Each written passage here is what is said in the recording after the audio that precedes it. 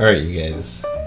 Welcome to episode 6, if I remember correctly, of Coffee Time with Codex.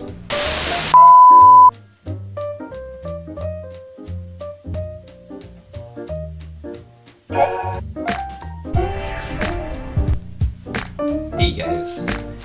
It's been 2 weeks and an additional day because I want to wait a bit until the spring split officially ended for the North American League of Legends Championship Series, and it was a really clean finish today by Team Liquid, which I'll get to in a bit, but I just want to give you a little subject rundown as I usually do. So I'm going to talk about what I thought about the spring split this year as an entirety, like what I thought of it as a whole, and I'm going to talk about the 3 teams that are going to be representing us internationally this year. So we have Team Liquid, we have 100 Thieves, and then we also have Echo Fox, which is going to be representing us also at Rift Rivals. So we have 3 teams. They're all brand new organizations. This is no TSM or CLG or Cloud9. They're all brand new, and they're going to be stepping in for us this year for international circuits.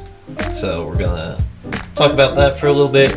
And then also a bunch, so much new music came out this year already, you guys, so I just thought it'd be fun to very briefly jump into, there were a couple new albums that dropped here and there from some artists, also a couple of singles, so I thought that'd be really fun. So there's things like Czarface meets Melface, there's a new single by Gallon called Gentleman, there's Okra by Tyler the Creator, so there's quite a few good amount of tunes to talk about also, so I hope you guys are looking forward to that. And then lastly, I'm gonna wrap all this up. We're gonna be tying up a lot of loose ends in this episode, talking about what I thought about the anime season that just passed, and a bunch of new the new season of anime actually already started, so I just thought it'd be good to briefly touch back on a couple things here and there,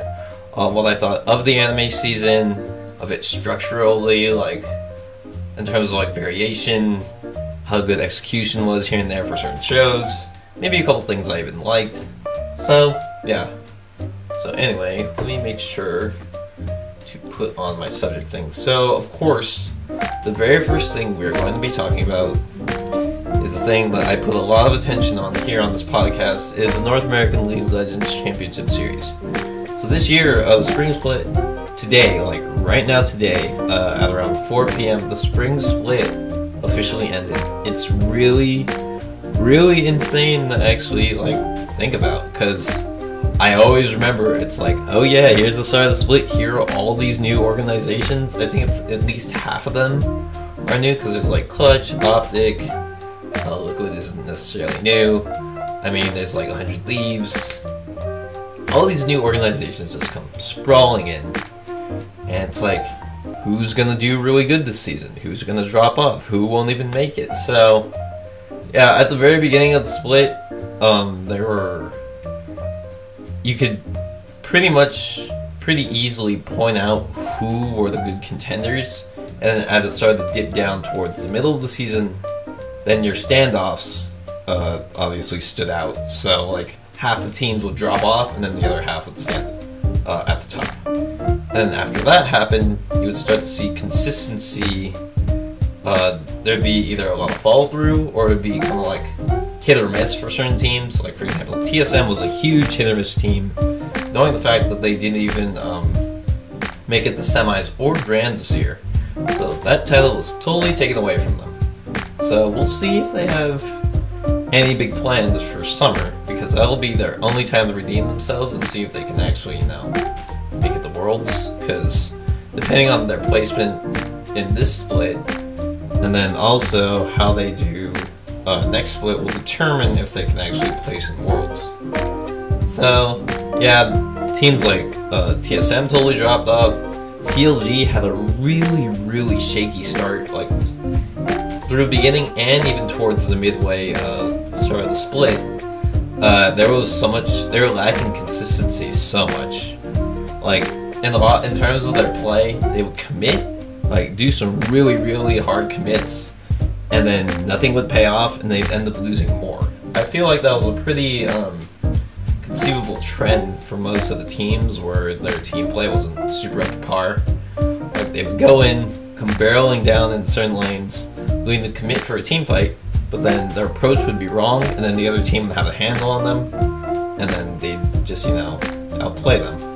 Or just, have a better idea of where they're coming from through either vision or planning, or just maybe because their pick or ban phases are just better. So, yeah, a lot of the really big orgs, I feel like just really fell off during the midway season, because yeah, it was very on and off for them. It was like, oh, 1-1 again, 1-1, 0-2, and it was like, yeah, they aren't doing super duper well. Like CLG probably had one of the roughest splits of the season, but it was kind of crazy because after the halfway point, they started winning almost all their games. So that was impressive, but sadly they didn't even go to playoffs, so kind of sad for them.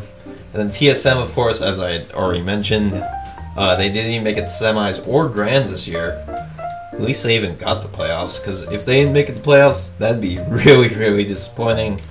And then Cloud9, they lost in playoffs. They lost in quarters. So, oh wait, actually TSM and C9 both lost in quarters, because C9 lost the Team Liquid. That was a big stomp. And then almost comparatively, like almost in the same manner, Clutch Gaming dismantled TSM. So I guess they just had a handle on them, or they had the reads on them. So that's what happened. And now, since that's pretty much out of the way talking about what I thought about the split, now I just want to talk about pretty much the three teams that are going to be representing North America now internationally, because if you really think about it, the international scale is much more important than the local regional scale. So, because as we all know, North America is just like, oh yeah, we think we're gonna be totally fine once we go on the international scale, but then things just go haywire once it starts. But luckily, so yeah, to get to the point, let me first talk about Team Liquid. So Team Liquid has been by far the most consistent team in North American League of Legends Championship Series history, it seems. According to what Jat said today at the analyst desk, their playoff run was one of the most historic, 9-1. That means they only lost once. And every single lane was dominant. Like, it didn't matter what the matchup was or what the pick was. Like, they were just very, very dominant. The game one against 100 Thieves was really, really insane, where Smithy stole the Baron, and it almost looked like his blast cone was, like, he angled his, where he was gonna land. It almost looked like it was wrong, but I guess I think he dashed over at Sejuani and then smited. And then that just, like, blew the whole game open. And then they were able to fight back, and that's what got them the game. So once they got that really good rolling start, they were able to just pave the way through the rest of the series. So I honestly don't really need to talk too much, because that was just a super duper solid series by them. All of them were pre-30-minute games. I believe the last game was almost like 24 minutes. Like, that is super duper stellar. Like, they are by far the most strong North America we have seen in ages. So I'm like very glad about that. I just really hope they can be consistent with that, because internationally can get really, really scary, knowing the fact that, there's the LPL China League, and then there's the LCK Korean League. Europe and North America have always had this huge blood-boiling rivalry, so that's always pretty exciting to see. I remember Captain Flower, or was it Captain Flowers? I forgot who exactly, but they're just like, oh yeah, seeing the Doublelift versus Reckless matchup, because in Europe, much like Team Liquid today, they both sweep their opponents. So Fnatic just had a super duper easy 3-0 against G2, and then TL over here just clean sweeped 100 Thieves and just stole back, or not really stole, but took the title right out of the Thieves' hands, like very, very easily and super duper convincingly. So, yeah, I think that does make for a really cool storyline. It's like, oh yeah, we have both these teams. They've already proven themselves to be like the very top of their region. So it'll be really cool once these round robins start going. See if they can actually prove themselves. But round robins are best of ones, so you'll get one shot at it. So hopefully they'll do good. The thing that's really good, I don't want to sound like super duper biased, about Team Liquid is that probably the most, like, in any League of Legends professional team, the most important aspect, it doesn't even matter about the playmaking or like team play. To me, honestly, it's about commitment, and commitment is a really big thing nowadays in games, because if you can't commit to a play, more than likely nothing's gonna happen, and then the other team's gonna get rolled over, because if they don't do anything, the other team's gonna take action, and they'll just swoop and take either the neutral objective or towers, or maybe they won't commit to a skirmish or something, and then their team didn't think fast enough, and obviously the other team's gonna get the advantage. So they have to think more on their toes, they have to think faster, they have to be like, okay, you see this play on the map, we're gonna do this now, and then they have to just go for it. Like, that's the whole idea. And that's been a really big trend lately in North America.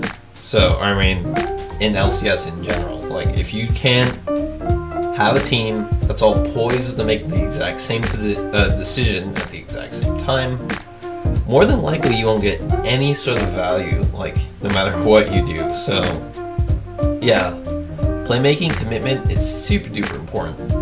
And then, of course, I could talk about so many other great things about Team Liquid 2. I mean, their team play is so solid. They all stick together as a squad so much. Like, you'd have like Xmithy roaming around with Pobelter to go help impact the top lane, and then the duo of Xmithy and Pobelter, the mid and the jungler, would go to bottom lane too. Would be a man of 4, and then usually in most scenarios they would outnumber them, so they would easily win their fights. And of course, each of the members would know exactly what to do, so that, you know, if they tower dive, no one would die, and then if they get in kind of a shaky fight, everyone would escape, no one would die. So yeah, their Team Liquid is very, very solid. You can say that for a fact. So it's really nice to say that they have us representing us this year. I just hope it'll carry over. That's the only thing that I'm like kind of nervous about, because I mean, they're all new organizations, but that's not to say that they don't have experience, because every single player on this team, definitely a veteran. So these seasoned players are perfect for an international stage. So I'm just keeping my fingers crossed that hopefully North America will stand taller at the mid-season invitational. I actually don't know the date on it, but yeah, I think it's maybe in a month. Oh wait, yeah, I think it's in May. I think it's in early May, and then, oh yeah, it's all throughout May. So, because they were showing ticket prices and stuff. I can't go all the way to Europe, so yeah, that's that. So since I've talked about Team Liquid, it's actually kind of nice. So let's switch over, and now let's talk about 100 Thieves. So I know 100 Thieves is kind of a mishmash. It's kind of very up and down, because at the beginning of the split, 100 Thieves was actually very, very strong. Like, much like Team Liquid at the all throughout the split, they had a barreling start too. Like, they were very, very strong at the beginning. There's certain playmakers in their team, like Sunday was really good, Aframu was always very strong, and then Cody Sun actually was a really great ADC. Like, a lot of people were saying that Cody Sun should have gotten MVP of the split, but then Aframu got it, so I guess it's still on the 100 Thieves technically, so I guess they did get it. So that's that. And then yeah, so their start of the split was actually pretty solid. I think they're at least like 5-1 or 6-0 if I remember. And then during the middle of the split, it was kind of like it was very neutral. Like, I believe they lost some matchups that they didn't think they would lose, and then they won some matchups that they didn't think they would win. Like it was very polarizing to see this team fall the lower tier teams. Because remember, they were pretty top tier, and then they started falling to like pretty low tier teams. We're talking like Optic, Golden Guardians, teams like that. So once that started happening, the fall off point was actually scarily a little consistent. So near the end of the split, sure they did get their wins because that's how they secured their first place seed into playoffs, but then you started to notice something. How I talked to you about commitment? Yeah, that was the problem. This is actually really interesting to discuss because you can notice how different the energy between certain teams are. Like Team Liquid, they will just go through with any decision. It doesn't matter. Like if they're gonna get a pick, they will go for that pick. If they're gonna steal a buff, they're gonna go for that buff. If they're gonna do a skirmish top lane, then they will do it. But then with 100 Thieves, they had some really, really lackluster plays, especially in this playoff run against Liquid. Like it just showed how polarizing, and I know I'm using that word a lot, both of the teams were. Like 100 Thieves, there's this really, really funny moment. There are actually quite a few. I'll just point out one in particular. Okay, so in the bottom lane during Game 3 of the series, I think it was almost like 25 minutes in, 28 minutes in, Impact was pushing in the bottom lane. He was Maokai, and then Meteos was sitting in the exact same bush, the first bush of the lane, so right near the first tower. And he's just sitting there, and everybody's just waiting for him to make some sort of play. And then you see the casters moving all over the map. Then they go back. Meteos is still there, sitting in the exact same bush. He's not doing anything. Like that won't help their team in any other way. So it's very like comedic how something like that happened. And then he tried to commit to something, or he tried to commit to killing Impact. But then I believe, if my memory serves me right, I think he did escape. So, obviously, the waiting didn't pay off. So, the way that, also, to jump back, or to rewind a bit, another blunder by 100 Thieves in their whole commitment pattern is that, like, during their series against, I think it was, I can't remember. Hold on, let me double check, because I forgot who was up against. 100 Thieves... Oh yeah, it was against Clutch. So, what happened is, for like a majority of the game, there's this thing, this term, it's called Baron Dancing. So you have the Baron Pit, which is two, I guess you could say the west side of the Summoner's Rift. And the Baron is a very, very game-swinging objective. Like, usually if teams get Baron around the late game, you can usually win the game if you win your team fight off of it, because you get so much pushing power for each of the lanes. So then teams usually dance, as they say, around the pit, because they're trying to, you know, make the other team commit to it, and then they can jump on them once they commit.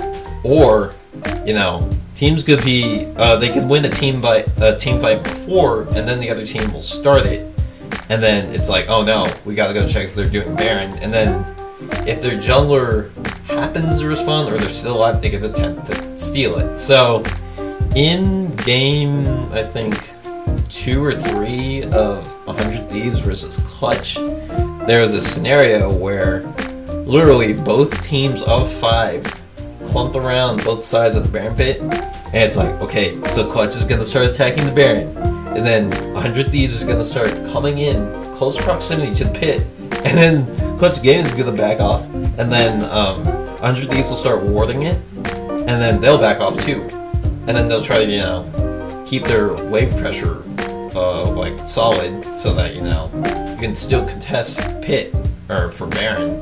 And then it was so back and forth. Like, it seemed like for almost maybe 20 minutes of the game, because it was the longest game in LCS history. It was like 75 minutes long, and for almost like half an hour, it was just like, you guys, have they done anything yet? Back and forth, back in 4. So, like, yeah, it was honestly very, very droning. Like, it was so boring. I even felt kind of bad for like casters, because it was just like, okay, they're going in, okay, they're backing up, okay, they're going in again, okay, they're backing up. So yeah, it wasn't very amusing for us, like the audience, or for the players and stuff, because it was like, hey, is anyone gonna do anything, or are we just gonna, like, you know, stall out the game the entire time, or wait till everyone gets their items? So yeah, that's a really big flaw about 100 Thieves. Like, if they have that same flaw during internationals, during the international stage, I think they're gonna fall very easily. So this will be my third time saying it, but as a polar opposite to Team Liquid, if they still have that, it's not going to look good in any way, shape, or form. So, best of luck to them in adapting their play and how they plan to, you know, tackle the stage. And also, let's see, if I think about their roster, Medios has been to the international stage. I don't know about Ryu. Sunday for sure has. Cody-san, oh yeah, Cody-san was there as Mortals, and then Afromu. I think both Team Liquid and 100 Thieves both have completely full rosters of veterans, now that I think about it. Well, considering that very small passive thing, that'll be kind of nice, because nerves won't be as bad as, you know, not having anyone who's ever done international, so I guess that'll be pretty good for them. So, the very last team I'm going to be talking about, of course, is Echo Fox. So Echo Fox also, during the split, much like the other two teams that are at the top of the standings, had very solid runs at the beginning and the midway stage of the split. Like, it was so easy. It was just like, hey, I'm just gonna play around top lane, give Huni all the kills, we'll win like that. And they actually did. Because I mentioned this before in a prior podcast, when they give him carry-oriented top laners like Gnar or Gangplank, stuff like that, not something like a tank like Scion or Maokai or something, he can really do some insane stuff. They just gotta give him the setup, or he'll just go in and do it himself. So, but the thing you have to realize is, if that's their strong point, that's also their weak point. So, it's like, oh, if they're gonna play around top lane, why don't we just camp the heck out of Huni? He'll lose his lead, and then the other lanes won't be as, you know, strong, and then they can just easily capitalize on their fights. So it's like, okay. And that's actually what happened near, like, more of the ending days of the split, where, like, you know, where we're rounding off towards playoffs. It was like, oh, you know, this Huni guy, he won't be that good if we don't give him, or if we, like, you know, make him lack all the resources. So then, like most teams, it'd just be like they call their jungler, and Huni would go like 0-5 or something, and Echo Fox would not stand a chance, because he would have no resources, he would have no items, he can't make any, like, you know, big impact during fights. So it's a very clear weakness by Echo Fox. But then again, Echo Fox actually had a very good jungler. It's, to me, it's actually really cool to see how much Darlock has really changed. Darlock has a really infamous player history. He was super duper toxic on Team Liquid. He went on CLG, and he went on Immortals. It's like back and forth, and he finally stayed on Echo Fox, and he proved himself so much on Echo Fox. And it's funny too, because if you watch a lot of, like, Travis Gafford interviews, or if you watch post-game interviews, who knows if it's just for, like, marketing reasons, but it actually doesn't seem like he's changed a whole lot. And there's a, I forgot what it's called, but there's a website where esports players can write any sort of big story they want about themselves, about their journey. And Darlock wrote something about how he's really changed himself as a player, as a personality, as a representative towards his brand for his team. And it was really cool. I was like, wow, like, you're being very, very vulnerable, and it's really cool because it lets us know that you've actually changed, like for the better, for the league, for your personality. But then again, a lot of people are just like, man, it was so much better when there was so much trash talk in League. We can always count on Double It for that, but then Darlock was also very in spirit with that too. So, actually, now I think about even a bit of Hanser too did that. So, in a way, it kind of sucks because, you know, it's not as exciting. They're just like, oh, you know, this other team sucks and stuff. But then, you know, it's just for the better because now, LCS actually has, like, a better frame. Like, they don't look as bad as, like, other leagues. So, it's nice. And, man, the thing about Darlock, though, he is super duper aggressive. Like, much like X-Smithy, he would try to find any single opportunity in his jungle pathing to just come in and snowball lead towards a certain lane. So usually it'd be towards mid or towards top because I told you about top priority. It's just like, oh, yeah, let me come and help Huni for like the 4th time in a row. Oh, look how strong he is now. Alright, let's go. How about the other lane? Let's go rotate. And yeah, that's how they usually spread out their lead. And it worked. So, the thing that concerns me about Echo Fox is if they can converge their top-centric playstyle and somehow, you know, maybe switch lanes, or maybe, like, I don't know, I mean, I think their bottom lane was kind of in the middle in terms of power rankings. I forgot who, actually, here, let me look real quick. I forgot who, oh, there's the roster. Ah, that's right, Phoenix was their mid laner. He was actually pretty standout, if I remember. Like, he did pretty good, because he was nowhere near, like, Pobelter or something. So, I mean, he did good for what he had. So, to give you a rundown again, Team Liquid, super duper strong, very, usually they're bottom lane centric when it comes to their playstyle, but then they can also run it through mid or through top, so they're very strong in all their lanes. So I think they're quite covered. They have super duper well balanced commitment, very good team play. So I'm confident about Liquid. 100 Thieves lacks commitment. They make questionable plays here and there.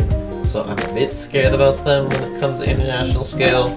And Echo Fox, if they can try to spice up how they centralize their playstyles, like if they can, you know, use other lanes as a priority, I think they'll have a better chance. Because, you know, obviously, if you don't revolve it just around one lane, because I'll run back to the saying, if it's the thing that's most used, the most used thing can also be their weakness. So, if they can somehow, you know, turn a new leaf and be like, oh, if we play around mid, and then mid can start roaming, then we can push our lead somewhere. So, I do believe if it comes to scaling of these 3 teams, when it comes to how we are getting represented, North America's getting represented, obviously Team Liquid's at the top.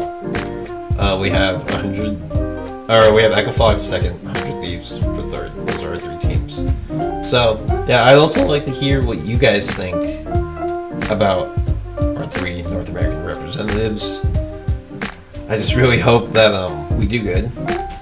And yeah, it's nice to end this esports segment at around about 28 minutes. That's pretty good.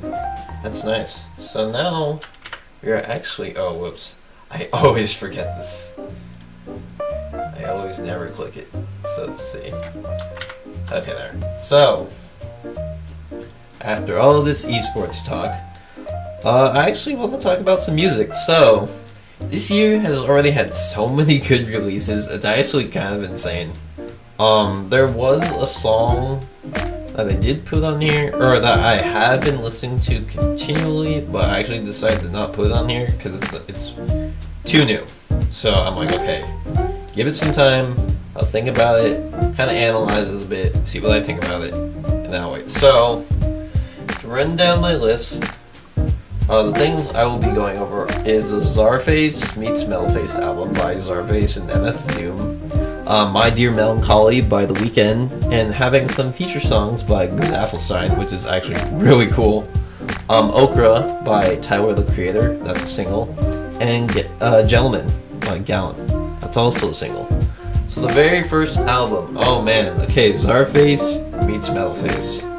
And when I think about MF Doom has such a famous discography. Like, whenever people think of really, really good rapping, they always bring up MF Doom. Like, he has such a classic soul within the hip-hop community. He has such great flow, amazing lyricism. He's also very clever. Something that I really wanted to point out about this album is that he makes such cool references throughout some of the songs. This is I think 13 to 14 song album, so it's almost like a full-length album. Like, it's a good 45 minutes. It's a good listen, like, all the way through. And then, for those who don't know, and I didn't know this either, Czarface is actually from New York. So they carried over a lot of his style, some of like that boom bap style from New York. And then MF Doom is just like, oh yeah, I could just rap on top of that, and then there we go. There's our collaboration. So it's Czarface meets Metalface. Kind of like two hands shaking. They're just like, alright, let's do this. We're gonna work together. And there was actually a very concentric theme that ran around this album. So usually, I mean, it's pretty easy to notice sometimes when people make albums that they'll have maybe some like underlying narrative, or there'll be like some big huge theme. Some are pretty obvious, some are kind of complex, some are kind of like you have to like put the pieces together, you know, like those albums sometimes where it's like, oh, if you listen to it backwards it tells you the story of this. But for Czarface meets Metalface, MF Doom, you guys know for a fact that his sort of like character or his alter ego is that he's a villain. Kind of like Dr. Doom, MF Doom. There you go. And then Czarface, in his works, if you look at his discography, he's actually a hero. And it's so funny because at the very beginning of the album, it's like, hey Doom, I'm Czarface. And it's like, who are you? Or actually no, it's like midway through the album now that I think about it. Because they're like little skits, and it's kind of cool because it's a nice transition. It's almost like, you know, they're going through how they feel about each other, and then they end up meeting each other. And it's like, hey, you know what? I think it'd be pretty cool if we work together. And it's like, okay, why not? So I think I forgot a lot of actually I can just open Spotify on my phone and look at it real quick. Or not hear it, but just look at the names of the titles, because I just forgot right off the top of my head. Let's see. Czarface meets. There it is. Okay.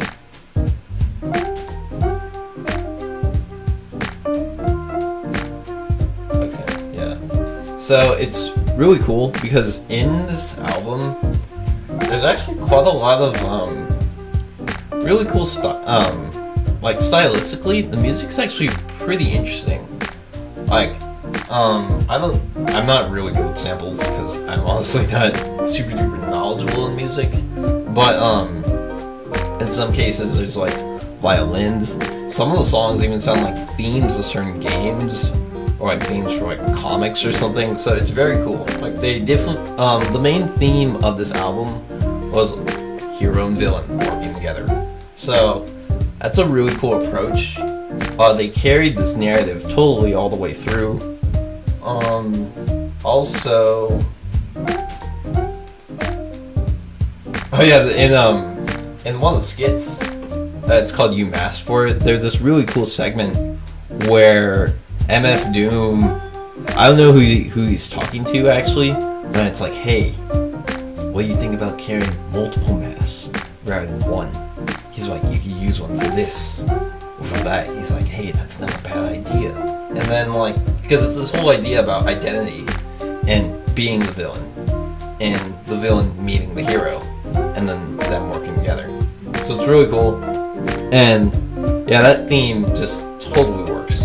I mean, I know it's kind of like a pretty easy honestly, because it's not like super complex. I mean, everybody knows about the hero and the villain of role playing, so that's cool. Oh yeah, to finally get to like the references, he references like Westworld in there, and oh man, I forgot there was another reference that he made in there. It was just really cool. I was like, wow, as like very, very up to date. You can see how he's so clever with his wordplay and his lyricism. So for those who haven't heard of MF Doom or of Czarface, I think the Czarface meets Metalface album is a really good listen. I've listened to it all the way through, I think at least 3 or 4 times. Like once you start listening, like you can't listen to like a song in the middle of the album. You always, like to me, you always have to like start in the middle, because then you'll enjoy the entire experience. So if you guys are really into like boom bap, New York style hip hop with some really clever rap in there, this album is really good.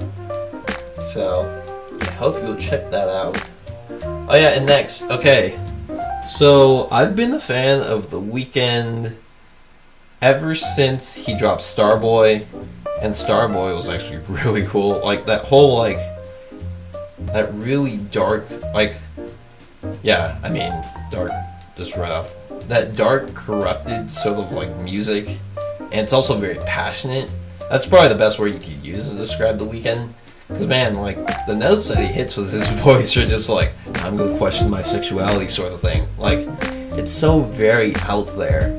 And The Weeknd just came by and dropped My Dear Melancholy literally out of nowhere. Like I did not know about this until like people on Twitter were talking about it, until like people were doing reaction videos about it, and then I was just like, what? He's dropping new music, really? Just like that? And I was just like, okay, I better go check it out. It's actually really cool. It carries over a lot of not more of his like commercialized or streamlined approach, which is nice, because I feel like this is a lot more of like the Trilogy or Starboy, like the vibe that's totally bringing. Like it's very dark, depressing, of course passionate, and you could actually feel like that sadness in a way, because he always talks about love and relationships and things. But man, dude, the thing, out of all this, I did not expect his collaboration with Gzafelstein. I've been a really big fan of Gzafelstein's super dark techno for a really long time, and knowing the fact that, hey, you got one dark singer, like someone who sings about like really dark and depressing topics, and you have like this really gritty techno artist, Gzafelstein, from Germany, and it's like, dude, wait, if I combine them together, it would be the greatest thing ever. So yeah, without a doubt, it's actually really good. And the way that he kicks off the album with Call Out My Name, it's such a great way to start it off. Like the opener really pulls you in. The production, it's kind of like got that it's not necessarily gritty, but it's very smooth. And you got that like gritty production, or I mean, why did I say gritty? That smooth production with like very like pretty mild bass, not like super heavy. It'll get into that later throughout the small EP. But then, man, I just really think right off the top of my head, the collaboration was solid. Like he made a really good choice. Of all the like electronic producers he could have chosen, that was definitely a smart choice. So big ups to The Weeknd for choosing that, because I was like, I'm still blown away by it. It's really fun to listen to. It's really good. Always listen to that sort of music in the dark. You're just like, yes, I can be extra depressed while I listen to this stuff and think about my love life and stuff. So yeah, if you guys really love The Weeknd, definitely check it out. It is something you honestly do not want to miss out on. So that's that. And then next, okay. So I really love talking about Tyler, the Creator, because I talked to you guys so much about Flower Boy, and honestly, that was some of his best work. And I wasn't even that big a fan, or I mean, I was starting to get into hip hop more. So then I was just keeping my eyes out for like, new stuff by this artist or that artist. And then Tyler's just like, you know what? I'm gonna give you guys a new song too. So he came in and dropped this really short song. It's under 3 minutes. It's called Okra. And okra is a vegetable, for those who didn't know.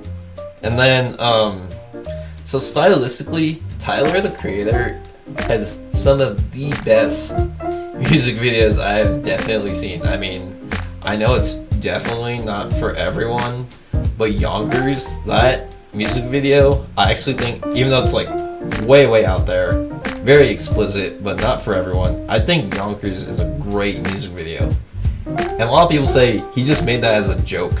And I think that's really funny because it was honestly, even though in like a joking sense, it's just like, oh, I just made this as a throwaway song. Here, check it out. And it's actually really good. Same goes for Okra. If you look at the description of Okra, like on the YouTube video, it literally says, in quotes, a throwaway song.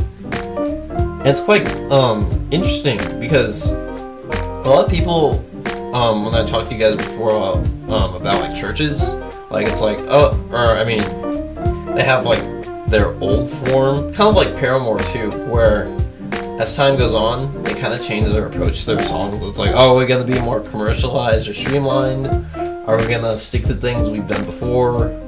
Or are we gonna like, you know, come in with a whole new unique approach? It's like, it's all different. But then with Okra, you kind of blur the lines. It's like, here, I'm gonna give you some like goblin stuff, or like goblin style approach, but then also still have that same artsy vibe as like Flower Boy. So it's like the old and the new coming together.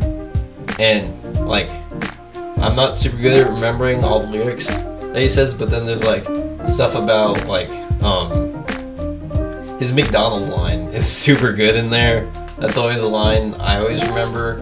He makes references to a really old label that used to be a part of. It was called Odd Future. I was just like, oh dude. Oh wait, actually now that I think about it, he did talk about Odd Future in Flower Boy too. Wow. So yeah, that's pretty cool. He talks about how he was at the Grammys too. So there's all these references, and it's just like, wow.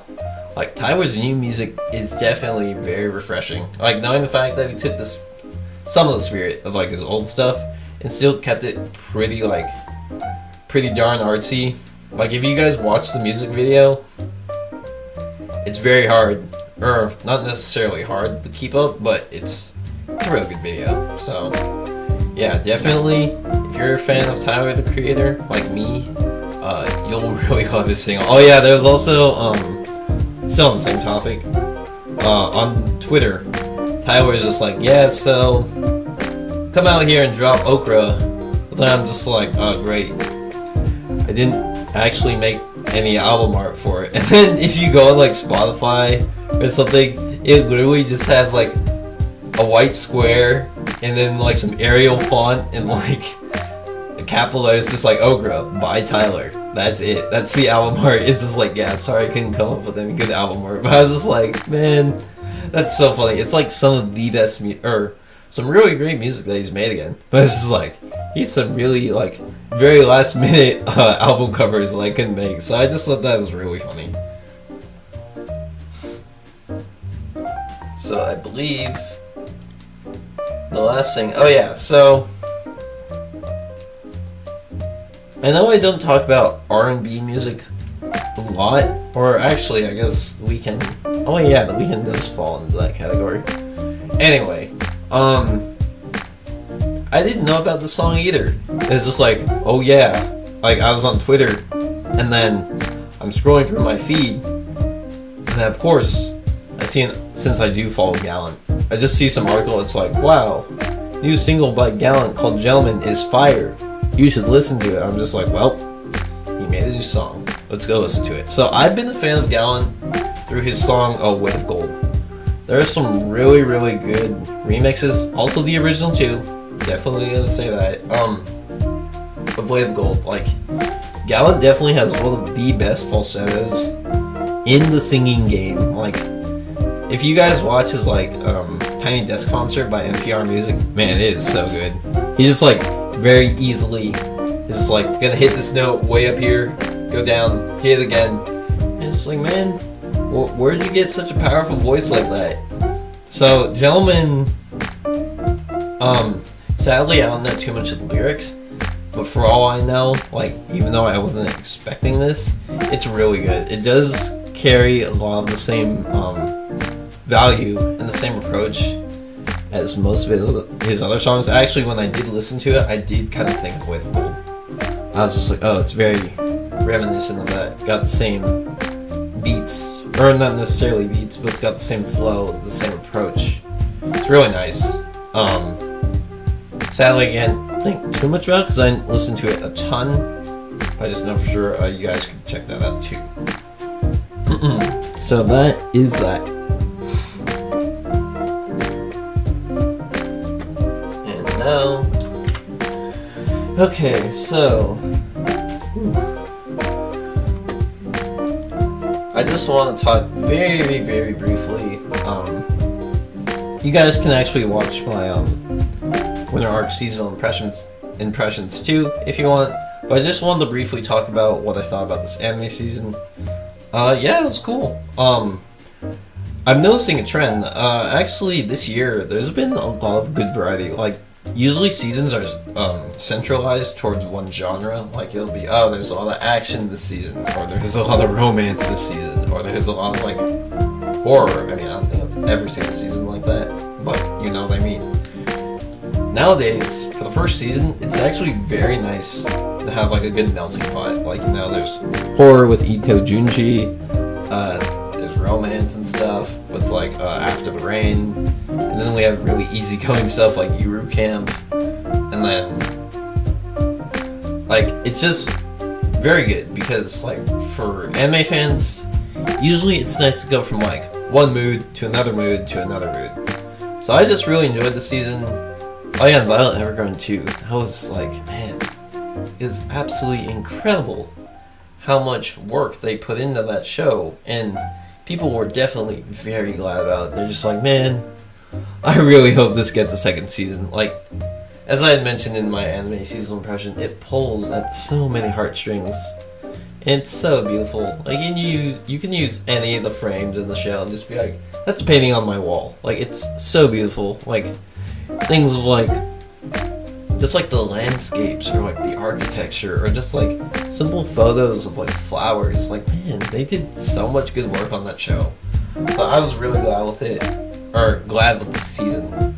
So two standout shows to me, definitely. I mentioned this in my anime seasonal impressions. I just wanted to reiterate a bit.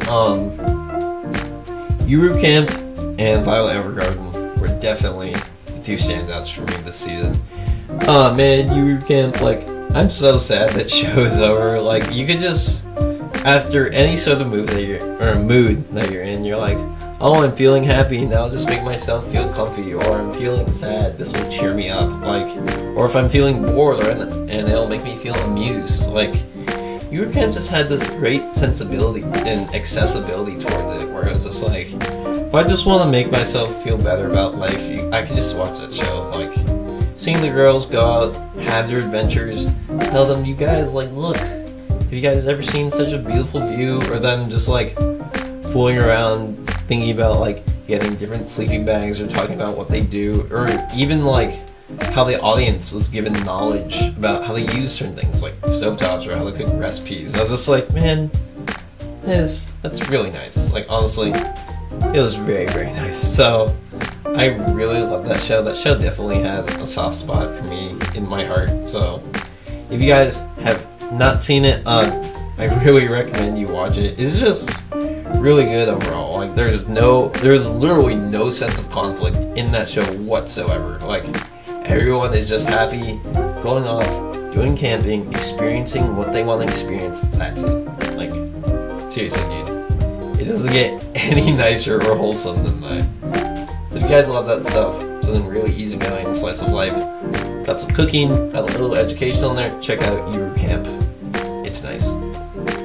And then, finally, jump back on Violet Evergarden for just the slightest. Man, like, Kyoto Animation has been known for having such high quality animation for so long. But I'm not talking like ufotable level animation. That is like a whole nother league. But they really upped their game with this show. Like, from start to finish, you were pulled in. Like, you could not stop looking at the show.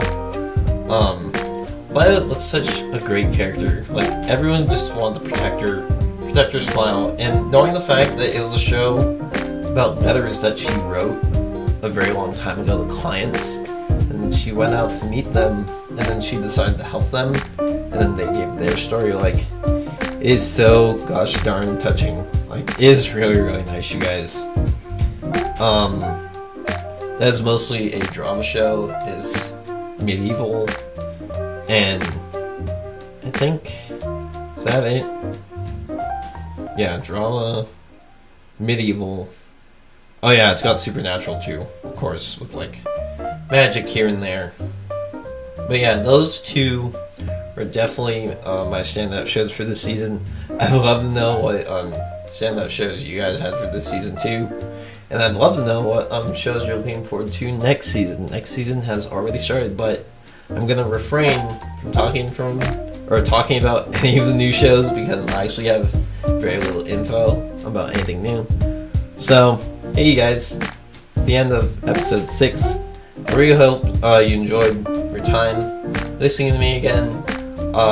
As always, I really enjoy doing this, you guys, and I hope you enjoy listening to this as much as I do making these broadcasts. Audio form will come out very soon. It's usually the day of. Video form comes out 2 to 3 days later because I do a little bit of editing on them to emphasize my points. And I hope you guys have a great rest of the day, morning, or evening, or night, whatever it is, wherever you are around the world. And as I'll say every single time, you guys, stay honest. I hope to see you guys next time. Adios, you guys.